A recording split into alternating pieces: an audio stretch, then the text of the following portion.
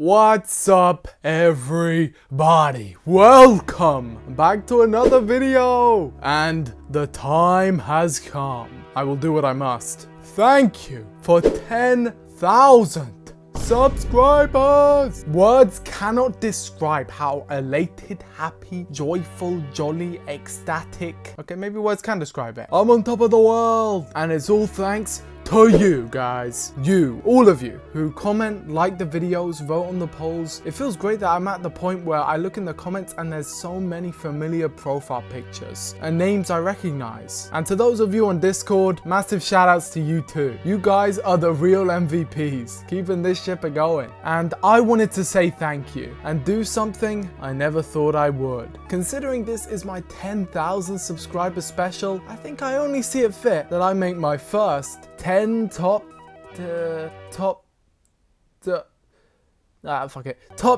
video. Yippee! Now, to those of you who have been around since the beginning, you know how big a deal this is because damn are these videos hard to do. The reason I mostly stick to the tier lists is that top 10 specifically seems so final, definitive. I am the dwfan91, the 91st Doctor Who fan of all time. Putting one episode over another objectively feels almost like heresy. It's so much easier bundling them all in tiers of their own, but now I put my foot down. Now I put a stop to this. I owe this to you, the ones watching, to create the official Doctor Who top 10 episodes list of all time.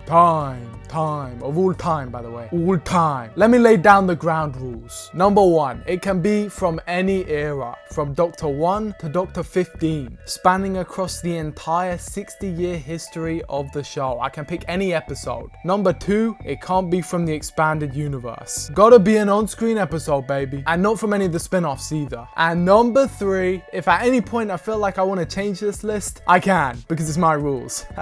No, but seriously, these are all subject to change. You guys know me, you guys know I love Doctor Who, and for the finale of the 60th anniversary, and as a thank you to all who supported me, I believe it's necessary to get on with the video. Let's go. I think before we get onto the list, let's go over some honorable mentions. Doctor Who is no stranger to incredible episodes, and let's just say that while I was looking for which ones would make the cut, I had a surplus. So let me list off a few episodes that, while close, couldn't quite break into the top 10. Keep in mind that unlike the list itself, these are not ordered, so it's not like these are number 11, 12, etc. Let's just get into it. The Caves of Androzani. I feel like this one has to have a mention. The climactic finale to Peter Davison's run as the 5th Doctor. An epic send-off that sees the Doctor pushed to his limits. This usually fair-tempered and relaxed Doctor forced into fire and bloodshed. The in-universe politics, the intrigue. This is one of the times where the B-plot in Classic Who is just as compelling as the main storyline following the Doctor. Each party involved is totally distinct from each other, and it really feels like the Doctor and Peri are under attack from all sides, with the ticking clock of Spectrox poisoning on him and Peri forcing them into an unwinnable situation. Couple that with some of the best cliffhangers of all time and you've got yourself a certified banger. The visual storytelling of the 5th Doctor's usually clean and pristine coat dirtied by the ashes. He was a true hero. Web of Fear, one of the most well-shot stories in the show's history. The introduction of Colonel Lethbridge Stewart marks another reason why the serial is so beloved. The Yeti see an upgrade in design, even if I myself am partial to the original cuddly beasties, and the Great Intelligence cement themselves as one of the 2nd Doctor's greatest threats. The incredible sets were so lifelike and realistic that London Transport contacted them angrily because they thought they had gone and filmed in their tunnels without permission. An atmospheric, inventive, and incredible episode, with probably the best cold open in the whole of Doctor Who. The War Games. Honestly, I'm tempted to put the whole of the 2nd Doctor era here. The Mind Robber honestly wouldn't be too out of place, but this one truly is spectacular. The 10-part epic, a staggering 4-hour runtime, and filled with enough thrills to last a lifetime. With each episode raising the stakes, you begin to wonder how they're even going to get out of this mess. And with the 2nd Doctor put in a situation way out of his depth, he is forced to call the Time Lords, resulting in one, if not the best, regeneration in all of Doctor Who. The Time Meddler, a personal favourite. If you know me, you know I'm a meddler. The meddling monk is my favorite guy.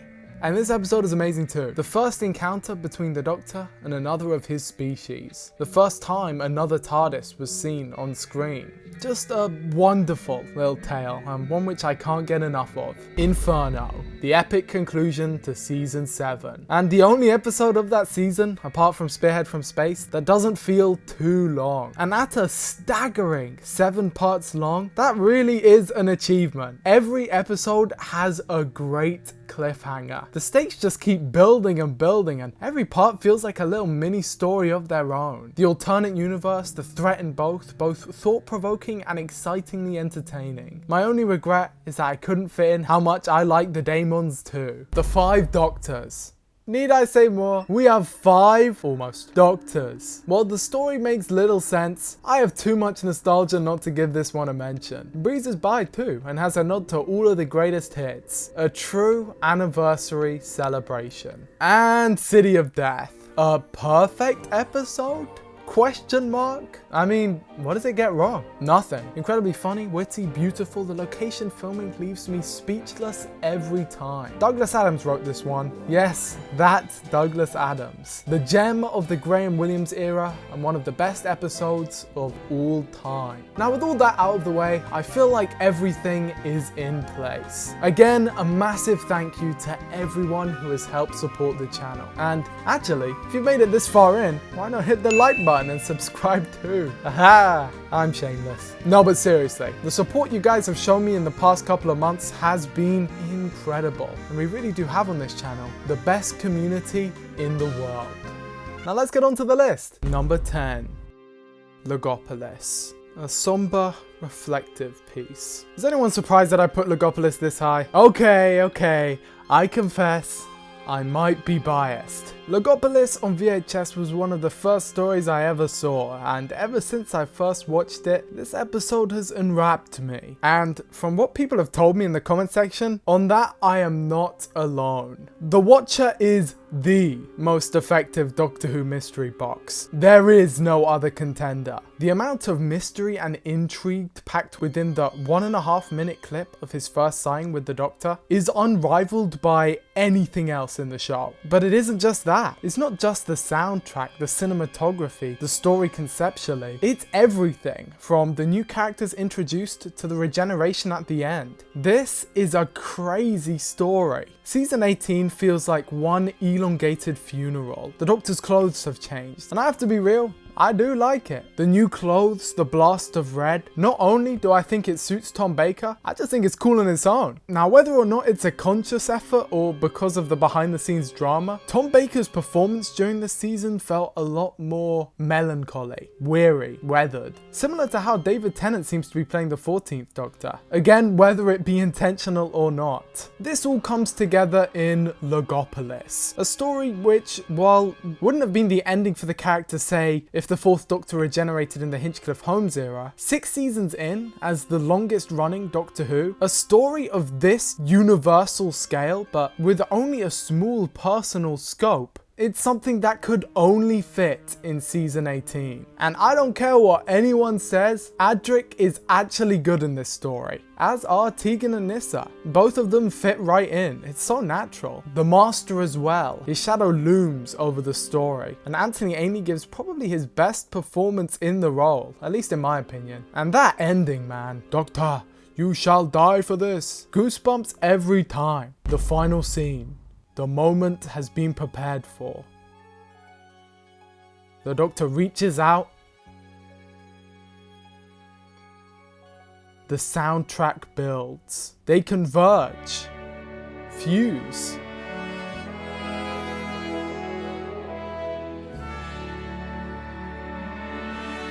And then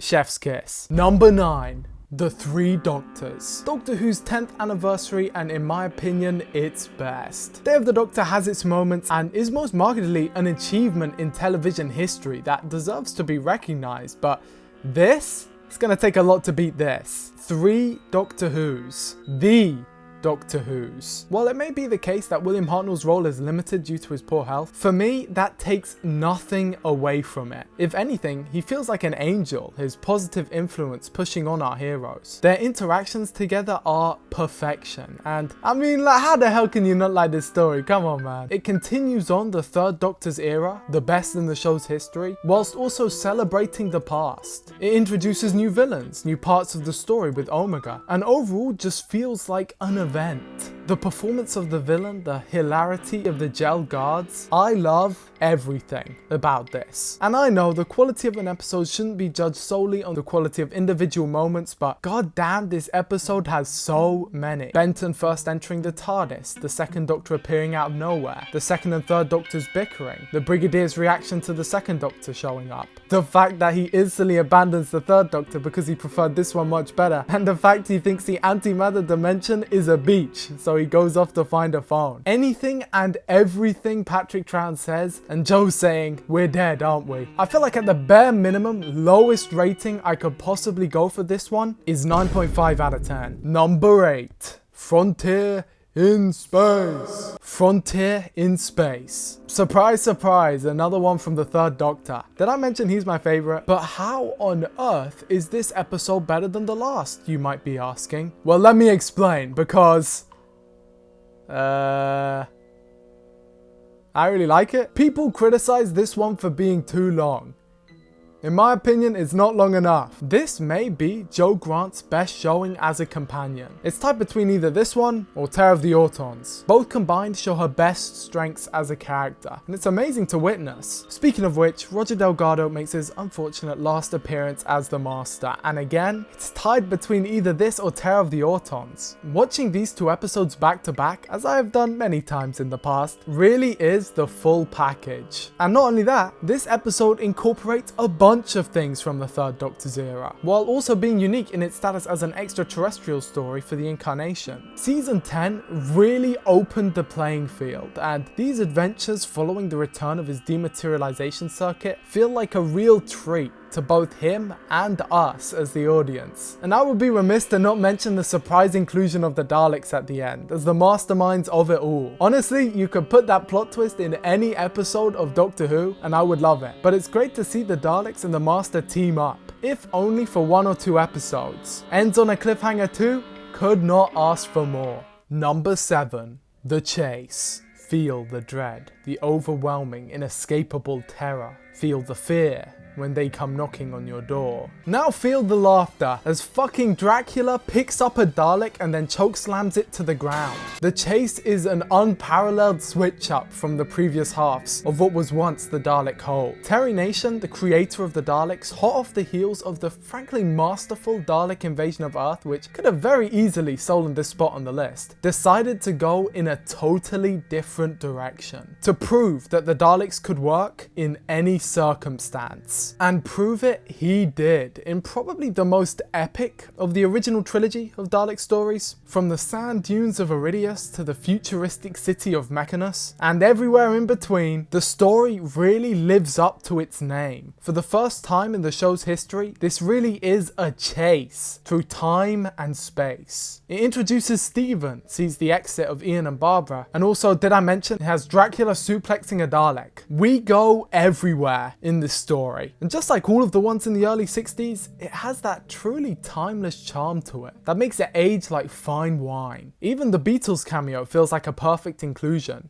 Number 6. The Invasion. This is how you guys know I'm not a Cyberman hater. Finally beating the allegations. The Invasion is a special kind of story. It's an example of one of those rare cases where everything just comes together. The perfect episode. It sets up the Third Doctor's era, it proves the formula works, it expands on the past mythology of the Cybermen, it's thrilling, has intrigue, and that soundtrack, man. The only possible complaint that one can have is that 2 of the episodes are are brutally missing an act of aggression against humanity, especially considering these are two of the most action-packed parts. And yes, I am a little biased. This is my first episode of Doctor Who ever, or at least the one I remember first. But to be honest, that doesn't really matter that much, because for a lot of these episodes are burned so deeply into my mind that it doesn't really matter if it came first, third, whatever it is in between. I'm like that way about all of them. But for the invasion, there's something just special. The iconography exists for a reason. The fact that the invasion is only number 6 on the list is a testament to how incredible some of the episodes further down get. Number 5. Remembrance of the Daleks. Now I know Silver Nemesis is technically the real 25th anniversary special, and trust me, I harbor no ill will towards that episode. It's actually quite fun. But we got an episode here, people. The 7th Doctor's era is not everyone's cup of tea, and to be fair, I have been critical of it myself in the past, specifically season 24. But in recent times, I'm beginning to feel that I've treated it too harshly. I have always harbored a love of season 25 and 6, and even then, I feel like this episode stands above them all. Remembrance of the Daleks. The conclusion to the 80s Dalek trilogy and the conclusion to the Daleks in classic Who. A fittingly epic end with fun, laughs, but also deep and thought-provoking moments, as well as one of the best fourth wall breaks in the entire show. But not only that, I mean guys, let's not beat around the bush here. We got the special weapons Dalek. Hey, do the thing. I love it when he does that. You got some of my favorite action in the series, you got some of my favorite soundtracks in the series, and that opening, so good. And the diner scene is certainly up there for me too. The 2 warring Dalek factions, the bait and switch, the Dalek flying. Out of all the episodes on the top 10 so far, this one probably has the best cliffhangers. And also we've got unlimited rice pudding. Number 4.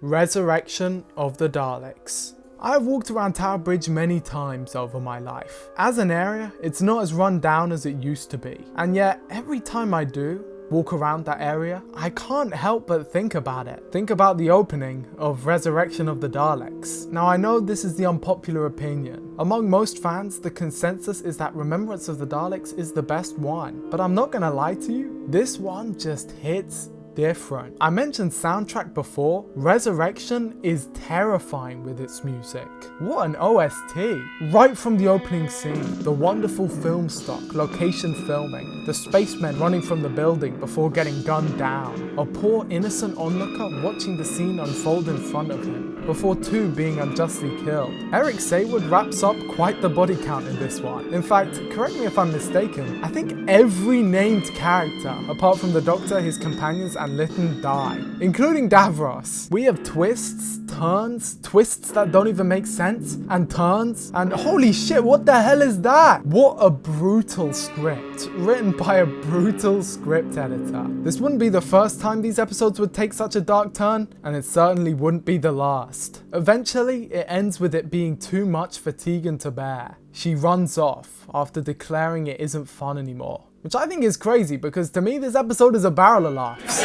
Turlough is also here. In short, shooting on film good, Daleks good, spaceship good, Davros good, convoluted storyline that makes little to no sense good. Double thumbs up from me. Let's go on to the next one. Number 3, Revelation of the Daleks. This is the part of the video where everyone looks at me funny, and I look at me funny. Believe me, it was quite a shock to me as well when I found this episode this high up on my list. But after much deliberation, yeah, it checks out. My favorite of the 80s Dalek trilogy. And hey, I'm beginning to notice a pattern.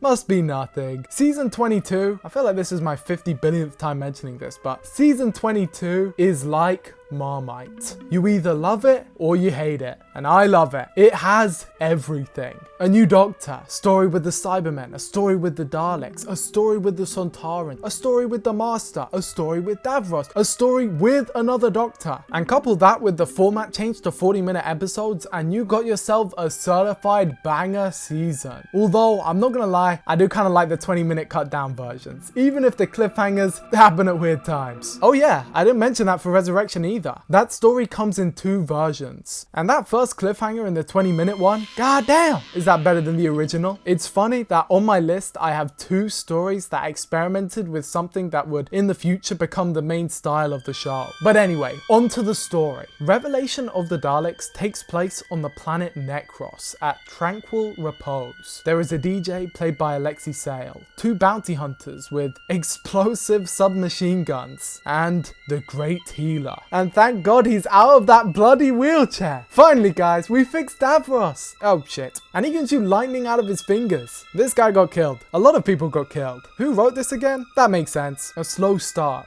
fitting for the atmosphere on the funeral planet. But once things build up, we move quickly. I think the turning point is the scene with the glass Dalek. Natasha's father screaming at her to kill him, further showcasing the horror of Davros' design. And yes, this is probably his most fucked up plan yet. He sets himself up at a morgue to harvest their flesh, not only to create his own new race of Daleks, but also to solve the hunger crisis in the universe. Out of the goodness of his own heart, he feeds people the remains of their dead family members. Jesus Christ. Now I'm not one of those people who thinks the darker something is, the better it is.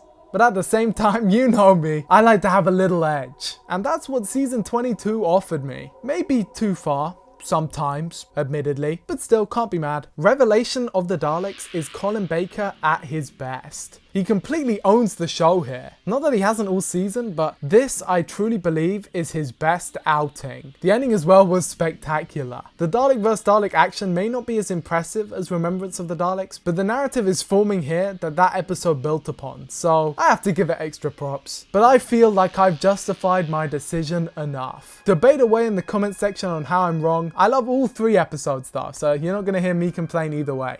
Number 2. Terror of the Autons. Never let him know your next move. Bet you weren't expecting that one, were you? Well, you should have. I mentioned earlier in the video. Doctor Who's soft reboot, and the introduction to the Doctor's arch nemesis.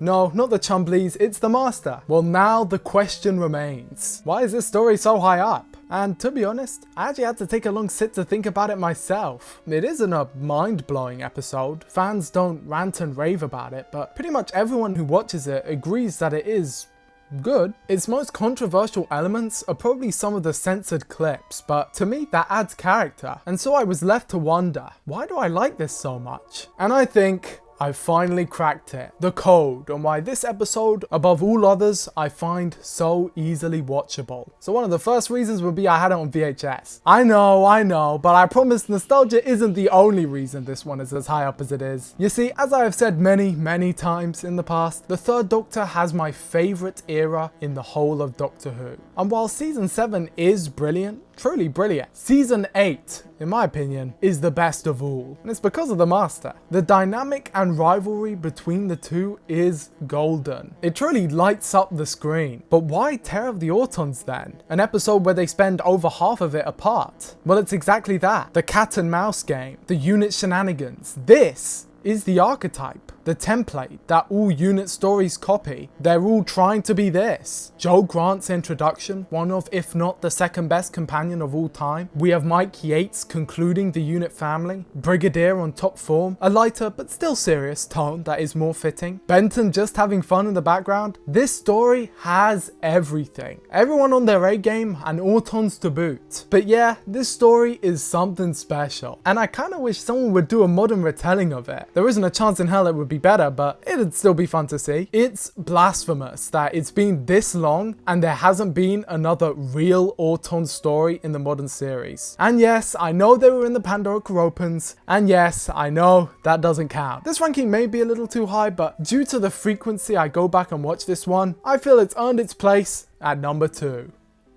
And now, we are finally here. What could possibly be the victor? The champion at number 1. Number 1.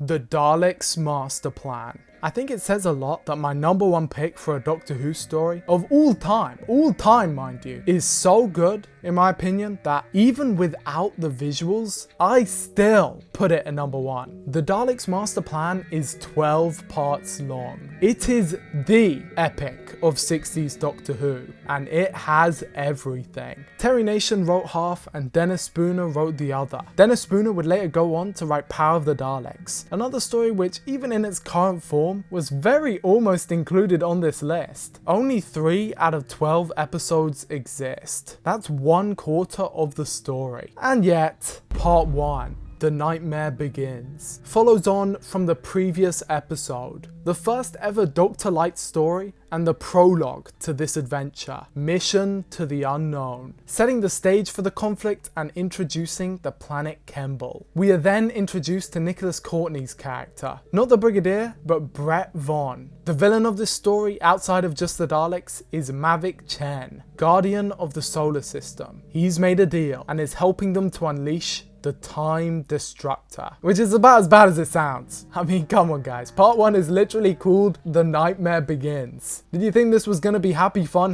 times? This episode has everything. The first Doctor at his best, paired up with his best companion, Stephen, who, I mean, I'm sorry guys, but I came to the conclusion about a couple years ago now. Stephen is the best one. And then, poor Katerina. Adric gets all the credit, but she was the first companion death. And it really is a shocking moment. Peter Purvis I know from Blue Peter, so to see him here screaming his heart out is jaw-dropping. Emotions and tensions are high. This episode is like the chase taken to another level. And I mean, it has everything, man. Look at these titles. The Nightmare Begins, Day of Armageddon, Devil's Planet. Part 12 is called The Destruction of Time. Bro, I would swap all of Modern Who for this episode in a heartbeat. Not even playing with you, man. This episode has everything in it. They even stop halfway through to have a Christmas special. I am not kidding. You thought this episode was crazy for having the first companion death? Well, you thought wrong, because this episode has the second death too. Sarah Kingdom is Brett's sister and another security officer. She works with the Doctor and Stephen for a while before succumbing to the Time Destructor, and Stephen watches as she ages rapidly in front of him before dying in a pile of ash. Poor Stephen. He had to watch Katarina be sucked into space and die, and then he gets a new friend and she dies in the most brutal way ever. What the hell? I'm skipping ahead a little bit, but the episode after this, The Massacre, oh my god. If that one doesn't prove why Stephen is the best First Doctor companion, that episode doesn't even have telesnaps, and it's that good. God damn. But anyway, back to the Daleks' Master Plan. The monk is in it too. Remember the meddling monk? Mentioned him at the start of the video. To anyone who may be watching this, you guys gotta hook me up with a contact at the BBC. I got a banger of a meddling monk idea. Come on man, we gotta bring him back. Let's do something, me and you. I'll work for free. Oh yeah, so what happens is the Daleks accidentally kill themselves with the Time Destructor, but also Brett and Sarah. And Stephen is left with unimaginable trauma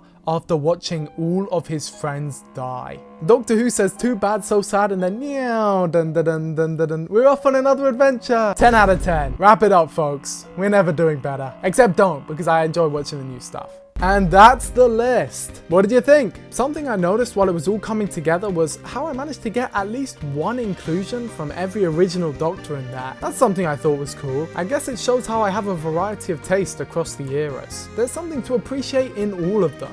And I mean, I don't really know. I just thought it was cool to point out. Thank you for 10,000 subscribers. As I have said many times throughout, you guys are the best community in the world. And if you're watching and have not subscribed, come on man, what are you doing? According to YouTube stats, 92% of people who watch don't subscribe. That's crazy. Leave it in the comments below if you want me to do another version of this list where I ban Classic Who and do New Who only. But outside of that, this is my current list for the top 10 best episodes of all time. Thanks for watching. If you want to help support the channel, you can click the join button below to gain access to a multitude of perks and benefits, including exclusive member content, live commentaries with my reactions of the latest episodes, and access to the Discord server. Thank you to the members. Just Tim, Teddy Bite, Green Goko, Ido First, Eric, Andrea, Zay, Kastretch, Potnoodle OW, Pied Piper, Dr. Skelly, Architect, Maggie132, Sanyu, and E is for everyone. With all that said, I hope you enjoyed the video and I'll see you in the next one.